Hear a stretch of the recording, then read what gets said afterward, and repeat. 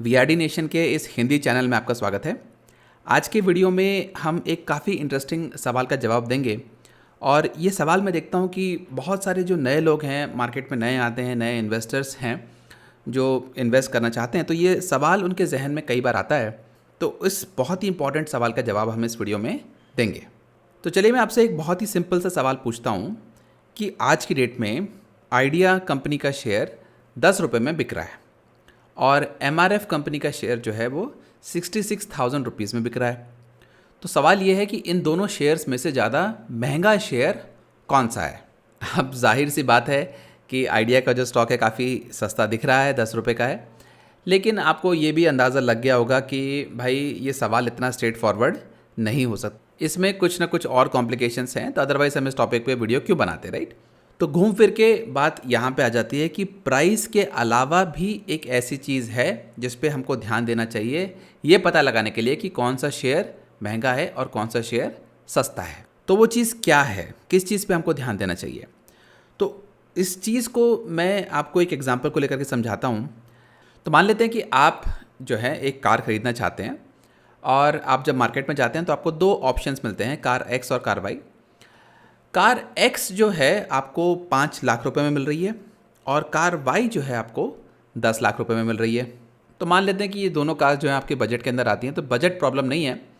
तो अब आप मुझे ये बताइए कि ये जो दो आपको ऑप्शन दिख रहे हैं, इन दोनों में से आपको अच्छी डील किस कार पे मिल रही है। तो आपका जवाब क्या होगा यहाँ पे। तो आप बोलेंगे भाई ये तो मेरे पास सफिशिएंट इन्फॉर्मेशन नहीं है, क्योंकि आपको ये बताना पड़ेगा ना कि भाई ये कार एक्स कौन सी है और कार वाई कौन सी है, तभी जाके हम पता कर सकते हैं कि डील कहाँ अच्छी मिल रही है। क्योंकि ये कार एक्स और वाई अगर एक जैसी कार्स हैं, मान लेते हैं कि कार एक्स मारुति स्विफ्ट है और कार वाई जो है वो Hyundai i10 है, तो जो आपको जो डिसीजन लेना है वो बहुत ही आसान हो जाएगा कि आपको पता है कि भाई ठीक है, चलो मारुति स्विफ्ट जो है काफ़ी रीजनेबल प्राइस पे बिक रही है, लेकिन जो Hyundai i10 है वो क्लियरली काफ़ी महंगी है।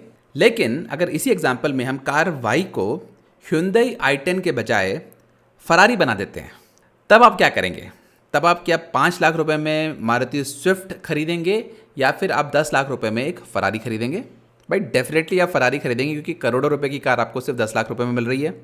तो कहने का मतलब ये है कि 5 लाख रुपए या 10 लाख रुपए को देख करके हम ये नहीं बोल सकते कि क्या सस्ता है क्या महंगा है। हमको वैल्यू पे ध्यान देना है। हमको ध्यान देना है कि जिस प्राइस पे हम कोई चीज़ खरीद रहे हैं उसके बदले में हमको कितनी वैल्यू मिल रही है।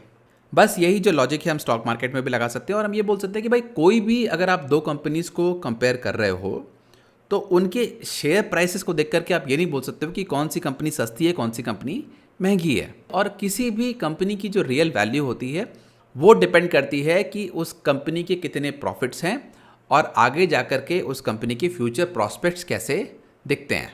ये चीज़ को समझना बहुत आसान हो जाता है, क्योंकि आइडिया एज अ कंपनी जो है प्रॉफिटेबल नहीं है, तो इसीलिए इस कंपनी का जो शेयर है वो भी बहुत सस्ते में बिक रहा है।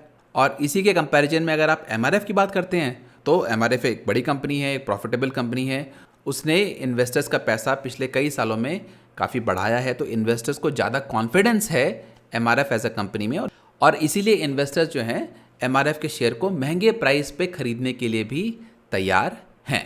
तो दोस्तों यही जो मैसेज है मैं इस वीडियो के द्वारा देना चाहता था, क्योंकि मैं देखता हूँ कि बहुत सारे लोग हैं जो मार्केट में आते हैं और वो देखते हैं ऐसे बहुत सारे पेनी स्टॉक्स हैं जैसे आइडिया जैसे, तो उनको लगता है कि देखो कितना सस्ता स्टॉक है और उनको लगता है कि भाई कितना सस्ता ये शेयर मिल रहा है, इसके तो मैं हज़ारों शेयर खरीद सकता हूँ। लेकिन ज़्यादातर ये जो पेनी स्टॉक्स हैं इनकी पीछे की कहानी ये होती है कि ये जो कंपनीज़ हैं ये प्रॉफिटेबल नहीं होती हैं, ये नुकसान में चल रही होती हैं, और इसी के चलते इनकी जो फेयर वैल्यू है, जिसे इंट्रिंसिक वैल्यू भी बोला जाता है, वो ज़ीरो होती है। तो अगर किसी कंपनी की फेयर वैल्यू ज़ीरो है तो उसको आप 1 रुपये पे खरीदें या 5 रुपये पे खरीदें या फिर 10 रुपये पे खरीदे, राइट, तो आप बेसिकली उसको एक महंगे दाम पे खरीद रहे हैं। तो मेरा आप सबको एक ही मैसेज है कि सिर्फ किसी भी कंपनी के शेयर प्राइसेस को ना देखें, आप ध्यान दें कि आपको कितनी वैल्यू मिल रही है उस शेयर प्राइस के बदले में।